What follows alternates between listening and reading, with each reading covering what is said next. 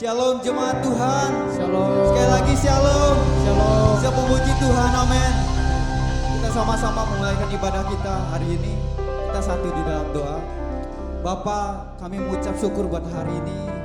Terima kasih buat waktu ini. Terima kasih buat kesempatan ini. Kami mau beribadah kepadamu.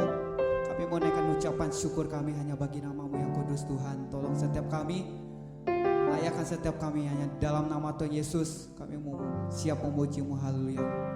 Amin.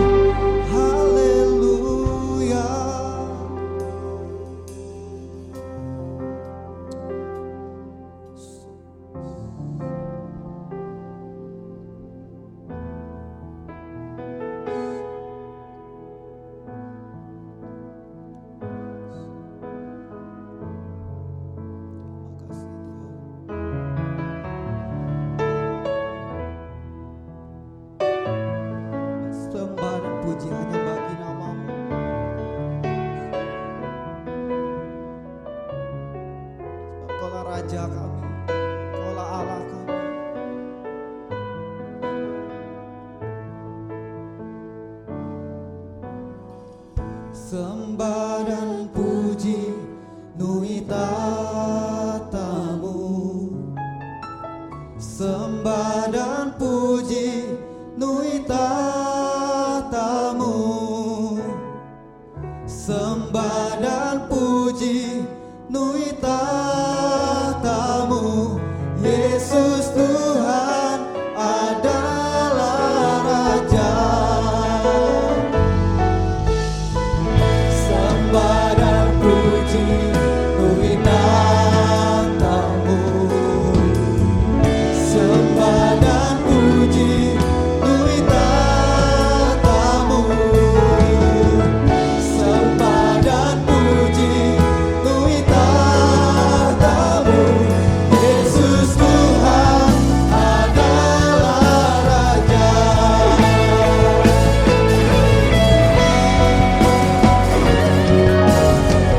Sembah dan puji nui tatamu, sembah dan puji nui tatamu, sembah dan puji nui tatamu. Yesus Tuhan adalah Raja. Sembah dan puji nui tatamu, sembah Yesus nui tatamu, sembah dan puji nui tatamu. Yesus Tuhan adalah Raja. Yesus Tuhan adalah Raja. Yesus Tuhan adalah Raja.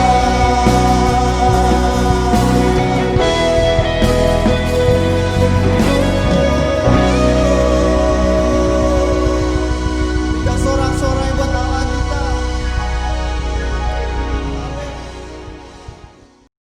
Shalom jemaat Tuhan, saya berharap keadaan kita baik-baik semua dan berdoa biar Tuhan memelihara hidup kita semua ya. Hari ini kita akan merenungkan firman Tuhan bersama-sama, belajar firman Tuhan bersama-sama. Nah, sebelumnya saya mau kasih contoh dulu. Di rumah kami ada keponakan namanya Gevi. Oke ya. Dan dia punya dua kegiatan yang menarik sebenarnya ya. Yang menarik perhatian saya. Yang pertama adalah dia tuh suka banget dengan makan buah. Buah apel, buah pepaya, dia senang banget makan buah gitu. Dan kalau makan buah tuh, wah dia nggak usah diperintah deh, gitu. Dia senang banget makan buah.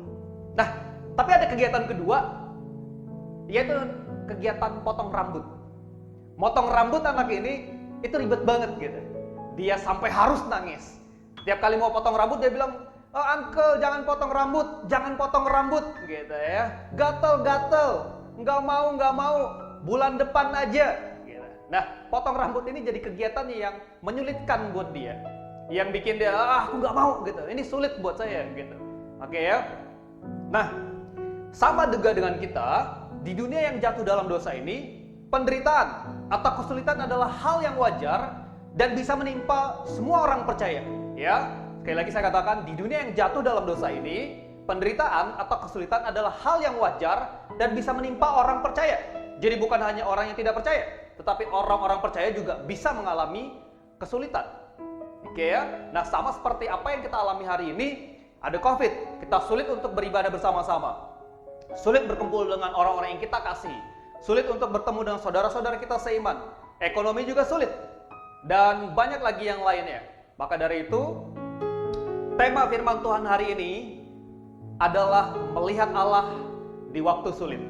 Sekali lagi saya katakan, tema firman Tuhan hari ini adalah melihat Allah di waktu sulit. Oke ya. Paling tidak ada 3 cara untuk melihat Allah di waktu sulit ini. Supaya waktu kita melihat Allah dengan cara yang benar, iman kita makin teguh. Oke ya.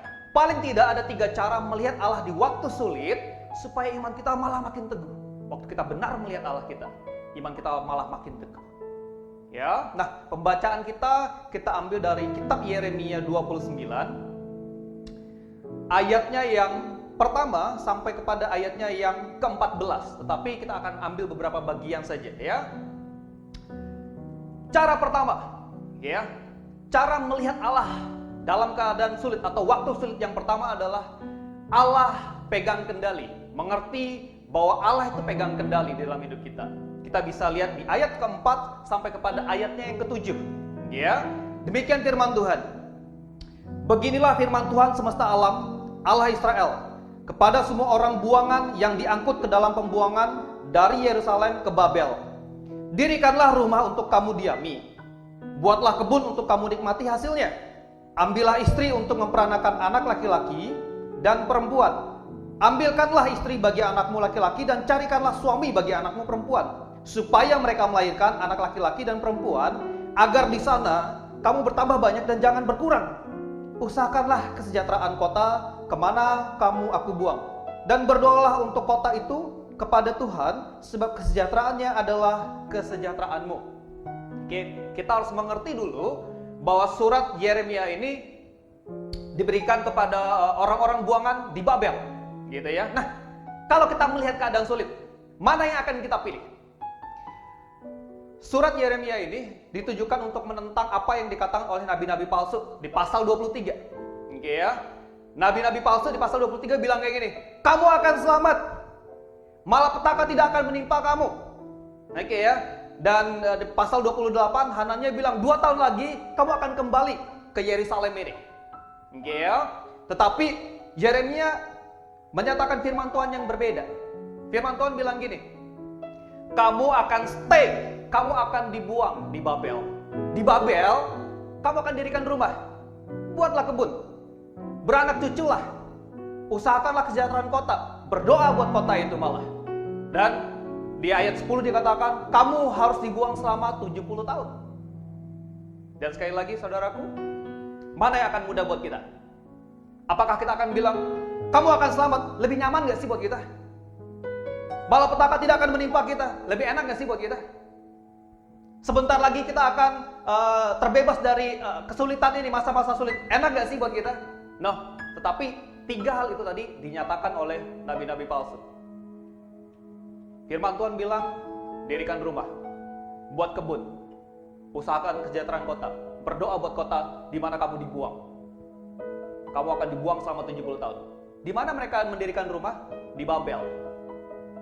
Ngapain mereka di Babel? Dibuang. Mereka bukan vacation atau perjalanan. No, enggak. Mereka enggak sedang liburan. Mereka dibuang di sana. Di mana mereka beranak cucu? Di Babel.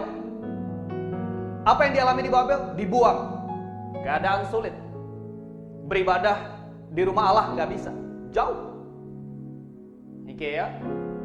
Dan saudara, kalau kita melihat hal ini, sama seperti kita sekarang. Mari kita lihat ayat keempat. Yang menarik adalah di dalam bahasa Inggrisnya, di dalam versi NIV dikatakan demikian. This is what the Lord Almighty, the God of Israel, says to all those I carried into exile from Jerusalem to Babylon. Jadi sebenarnya firman Tuhan bilang kayak gini, Allah lah, akulah yang membawa bangsa ini ke pembuangan, ke Babylon. Sederhananya gini, bahwa bangsa itu ada dibuang ke Babel itu bukan karena siapa-siapa, tapi karena tangan Allah sendiri. Ia pegang kendali. Allahmu dan Allahku pegang kendali. Ya.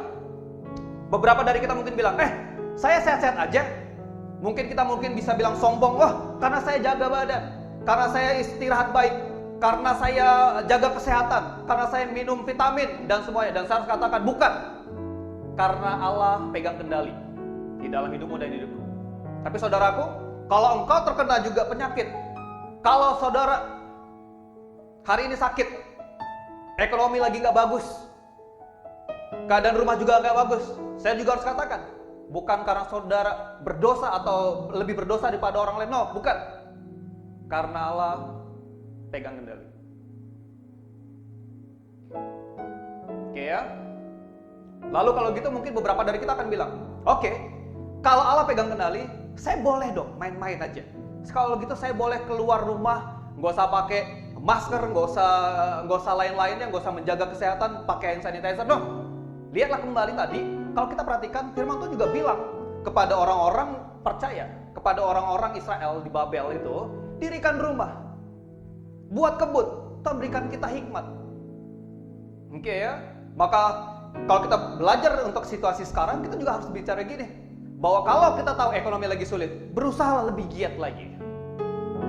Berdoalah kepada Allah kita, mintalah pertolongannya. Oke ya, kalau keluar jagalah kesehatan kita, ikutin instruksi pemerintah kita. Berdoa buat bangsa ini, berdoa buat Pak Jokowi, Pak Amin, berdoa buat Pak Anies pemimpin kota ini. Itulah yang harus saudara dan saya lakukan. Ada amin. Nah,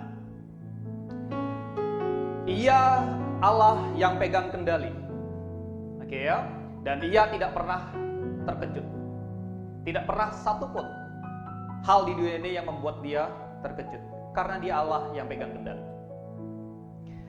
Kembali kita melihat cerita Gevi tadi. Gevi, waktu kita bawa ke tempat potong rambut atau barbernya, bapaknya tentu tahu barber macam apa yang dipercayakan untuk gunting rambut anaknya. Oke ya, orangnya yang macam kayak gimana? Apakah orang yang sembarangan memotong? Apakah tempat barbernya adalah yang tempat asal-asalan? No, enggak. Dia tahu barbernya adalah barber yang bagus. Tukang potongnya, tukang cukurnya juga ada tukang cukur yang baik, yang rapi, yang mengerti bagaimana mencukur rambut anak-anak yang sulit kalau bergerak. Oke ya. Dan saudara mesti ngerti gini, bahwa kalau bapak di dunia ini tahu mendesain, membawa anaknya hanya untuk potong rambut ke tempat yang sedemikian rupa, Allahmu dan Allahku itu adalah Allah yang pegang kendali dan juga Allah yang sangat mengasihi kau dan aku. Ada amin? Seperti lagu ini berkata,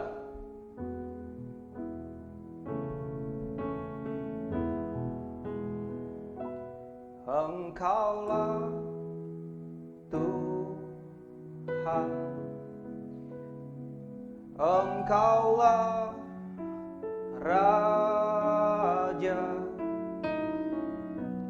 berdaulat atas hidupku, ku berserah penuh. Saudaraku, kau dan aku ada di dalam tangan Allah yang pegang kendali segala sesuatu, yang Dia tahu persis apa yang Dia buat. Dia tahu kalau kita mengalami apa yang terjadi hari ini, Dia tahu semuanya dan Dia pegang kendali semuanya. Ingatkan kembali, Dia bukan cuma Allah yang tahu dan pegang kendali, Dia Allah yang mengasihi kau dan aku. Ya, itu adalah cara pertama bagaimana kita melihat Allah supaya iman kita makin teguh di waktu-waktu sulit ini. Cara kedua, cara melihat Allah di dalam waktu sulit ini. Yang kedua adalah Allah bersama kita di waktu sulit. Sekali lagi saya katakan, Allah bersama dengan kita di waktu-waktu sulit ini. Kita bisa lihat dari ayatnya ke-12 sampai kepada ayatnya yang ke-14. Demikian firman Tuhan. Dan apabila kamu berseru dan datang untuk berdoa kepadaku, maka aku akan mendengarkan kamu. Apabila kamu mencari aku, kamu akan menemukan aku. Apabila kamu menanyakan aku dengan segenap hati, aku akan memberi kamu menemukan aku. Demikianlah firman Tuhan, dan aku akan memulihkan keadaanmu, dan akan mengumpulkan kamu dari antara segala bangsa, dan dari segala tempat kemana kamu telah kucerai-beraikan.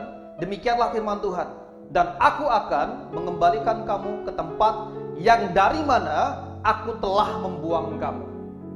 Ya, cara melihat Allah yang kedua adalah Allah bersama kita di waktu-waktu sulit ini.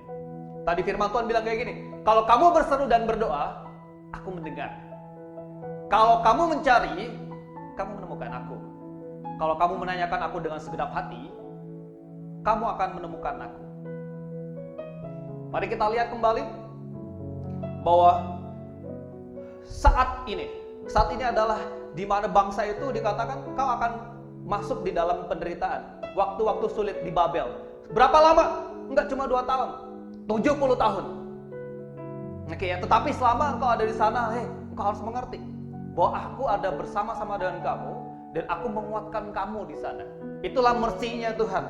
Dia adalah Allah yang begitu adil sehingga menghukum kesalahan kita. Tetapi Dia Allah yang begitu mengasihi kita sehingga di dalam pembuangan sekalipun, di dalam keadaan sulit sekalipun, Dia ada bersama-sama dengan kita. That's why dikatakan Dialah Immanuel, Allah beserta kita. Ya, Ia bukan Allah yang melihat dari kejauhan, Ia Bapa yang memegang dan memampukan kita melewati waktu-waktu sulit ini. Dia bukan Allah yang berdiri di surga, duduk di tahtanya dan Dia tidak memperhatikan hidup kita. Nah, Dia adalah Allah yang memegang kita, Bapa yang memegang, memampukan kita melewati waktu-waktu sulit ini. Dia Allah yang bersama dengan kita. Ya, kembali ke cerita Gevi tadi. Waktu Gevi duduk di bangku untuk dicukur rambutnya, maka dia biasa mulai menangis. Dia mulai nangis, dia mulai aduh gatel. Maka apa yang dilakukan oleh bapaknya? Bapaknya akan buat gini. Dia pegang tangan Gevi, dan dia selalu bilang, ada papa di sini. Ada papa di sini bareng kamu. Ada aku bersama dengan kamu. Oke? Dan lihatlah reaksi anak itu waktu dia dipegang oleh bapaknya. Dia lebih tenang. Kenapa? Dia tahu ada bapak yang begitu mengasihi dia. Ada bapak yang gak cuma duduk atau berdiri di luar pintu barber itu dan bilang, rasain lu, makanya jangan bandel.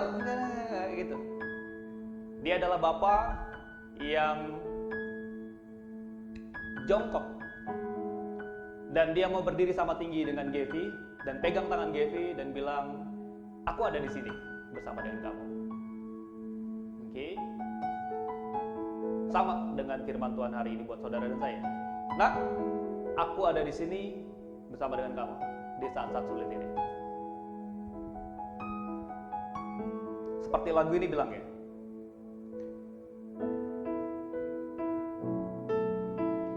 Allah mengerti, Allah peduli segala persoalan yang kita hadapi, tak akan pernah dibiarkannya ku bergumul sendiri, sebab Allah mengerti.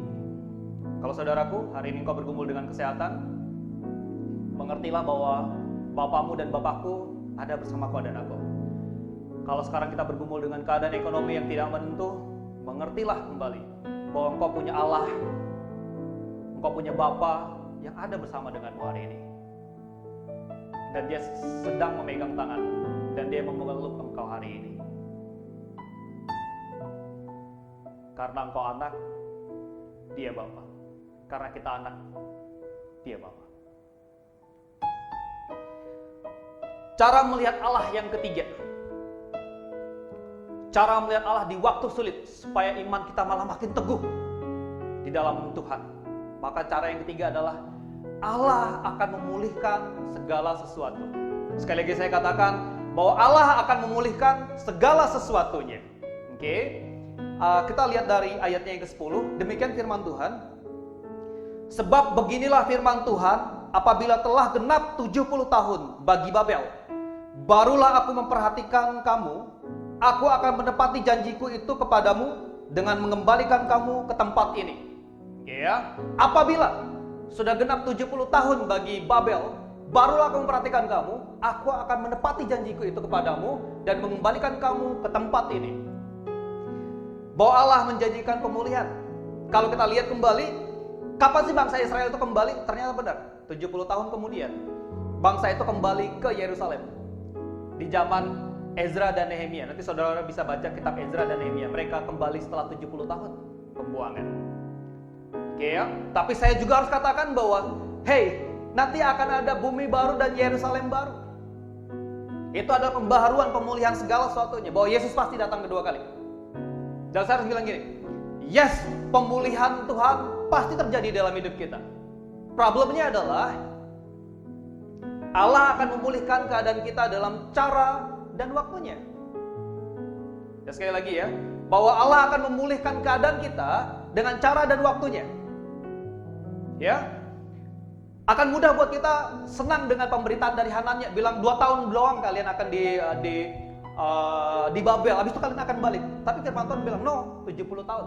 Tuhan punya waktunya sendiri, waktu memulihkan keadaan kita. Dan dia punya caranya sendiri. Dan saya harus katakan, range 70 tahun, itu berarti tidak semua orang yang dibuang waktu itu bisa kembali. Jujur saja. Oke, selama 70 tahun, artinya ada orang-orang yang dibuang waktu itu, yang tidak kembali ke Yerusalem. Lihat, Tuhan punya caranya dan waktunya. Dan kalau saya harus jujur katakan, berarti ada orang-orang yang mati di Babel. Cara Tuhan memulihkan keadaan umatnya tidak selalu sesuai dengan caranya kita. Karena dia punya cara dan waktunya sendiri-sendiri. Buat kita sendiri-sendiri. Mungkin kita ada yang bergumul 2 tahun, 1 tahun. Tapi ada juga yang bergumul sampai 20 tahun. Tapi kau dan aku mesti ngerti dulu gini. Bahwa Tuhan pasti memulihkan keadaan kita. Pasti memulihkan keadaan kita. Tapi ingat, caranya dan waktunya adalah cara dan waktunya Tuhan, bukan caramu dan waktuku. Mungkin ekonomi sekarang buruk, percayalah Tuhan akan pulihkan. Tapi ingat, cara dan waktunya adalah cara dan waktunya Tuhan. Dan saya harus katakan juga bahwa gini, sekalipun caranya adalah saya harus meninggalkan dunia ini,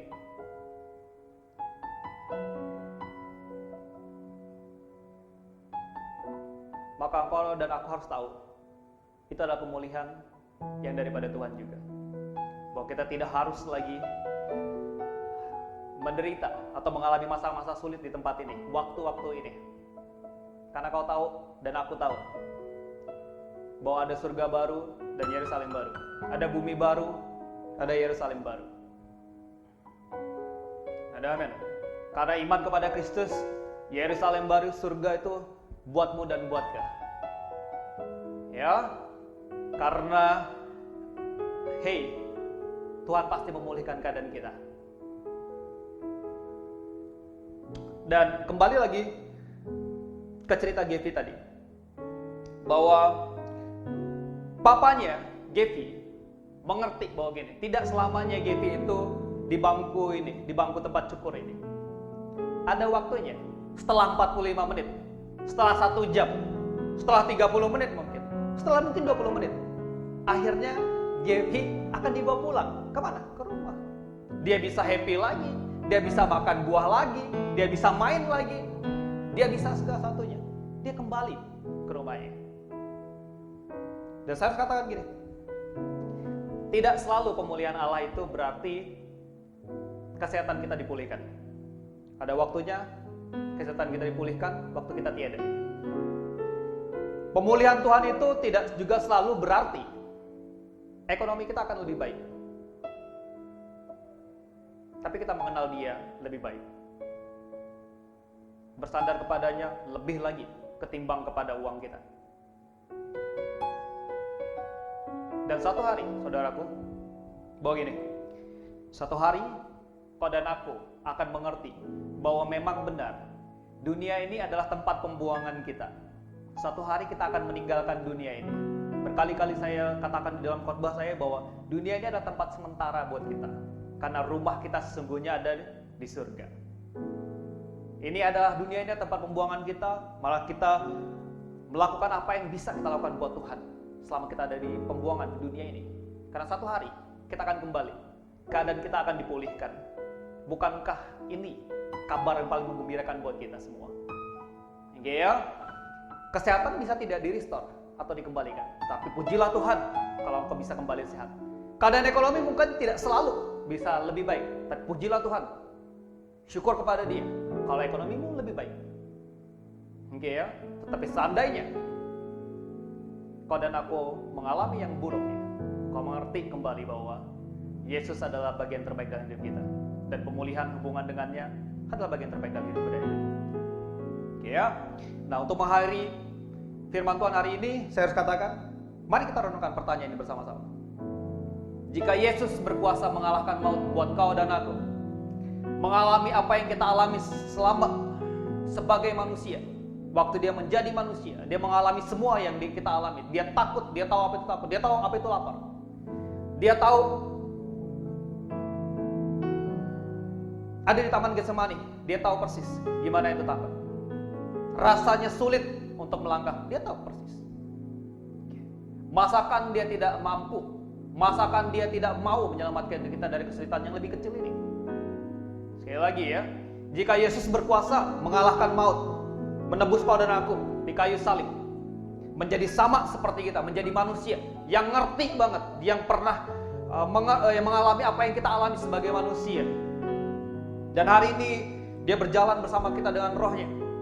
Masakan dia tidak menyelamatkan kita, masakan dia tidak berjalan bersama dengan kita di waktu-waktu keadaan sulit yang lebih kecil ketimbang maut kita.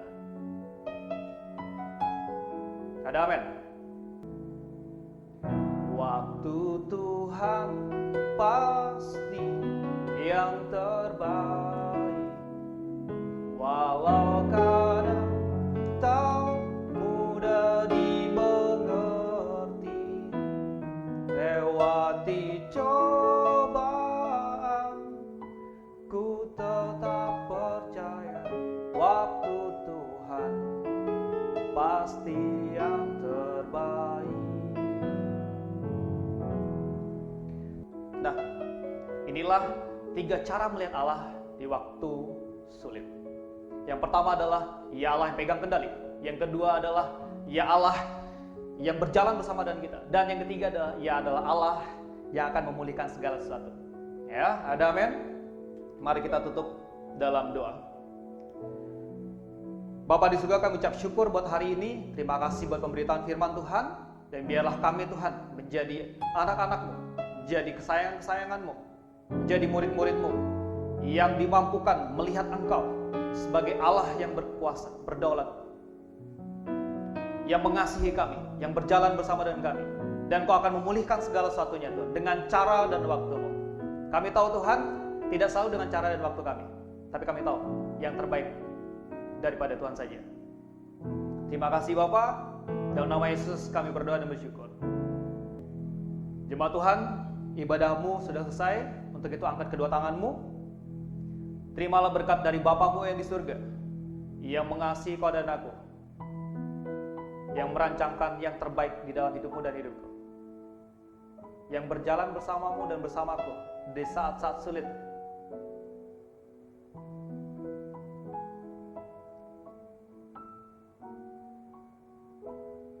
Yang akan memulihkan segala sesuatunya. Terima berkat dari Yesus Kristus yang mati di kayu salib, menebus kau dan aku, menunjukkan betapa engkau berharga dan engkau sangat berarti di matanya. Engkau disayang olehnya. Karena itu dia datang ke dunia menjadi sama seperti kita untuk kau dan aku. Dan terimalah penyertaan tuntunan dari Allah Roh Kudus yang memampukan kita berjalan dalam firman Tuhan dan kebenaran Tuhan, sehingga kita bisa jadi suratan terbuka yang bisa dibaca semua orang. Sehingga dimanapun kau dan aku berada, kita jadi suratan terbuka, dibaca semua orang, sehingga mereka melihat Kristus dalam hidupmu dan hidupku. Supaya kita pergi, ajar dan baptis segala bangsa untuk jadi murid-Nya Yesus. Terima berkat ini, di dalam nama Tuhan Yesus Kristus sama-sama katakan, amin.